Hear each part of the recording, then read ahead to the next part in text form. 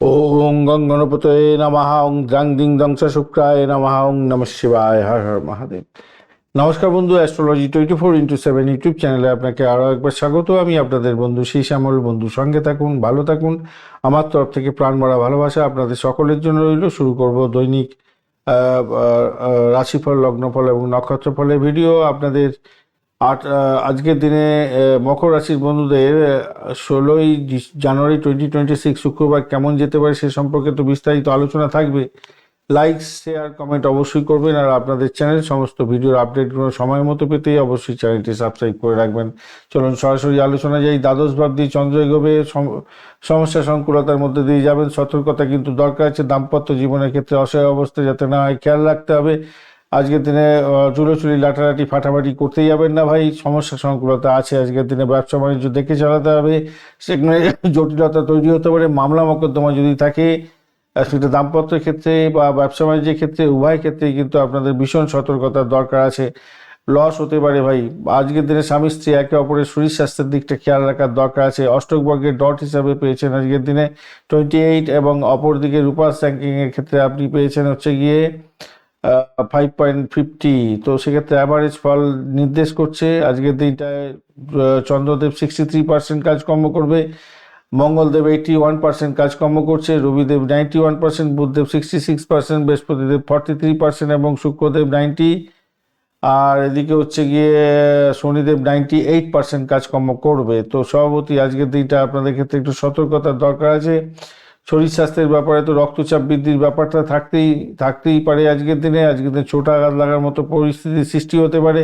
খেয়াল রেখে আজকের দিনে চলতে হবে। জীবনের শক্তি আপনার অপ্রতিরোধ্য হবে একদিকে যেরকম, তেমনিভাবে হঠাৎ করে কোনো প্রবলেম হয়ে গেল এরকম ব্যাপার স্যাপার দেখা দিতে পারে। চোখের সমস্যা আজকের দিনে ভীষণ হতে পারে, খেয়াল রাখার দরকারটা আছেই।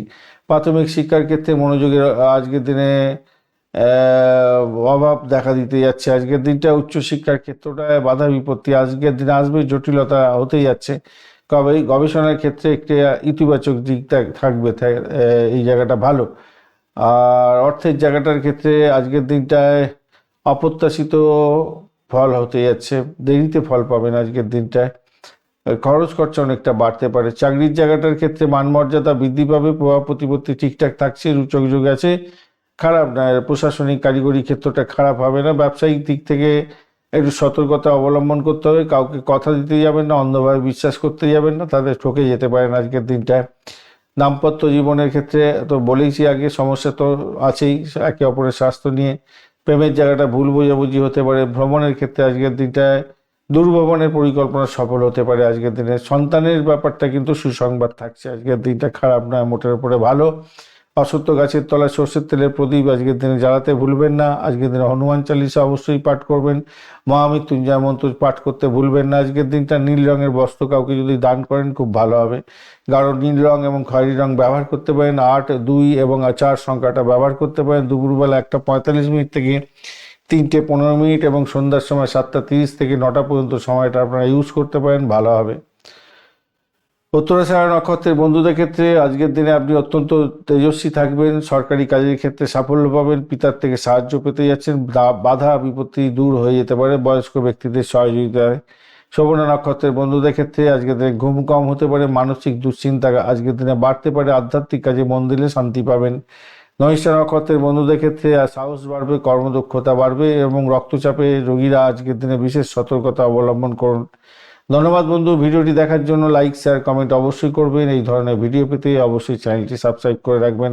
বন্ধু সঙ্গে থাকুন, ভালো থাকুন।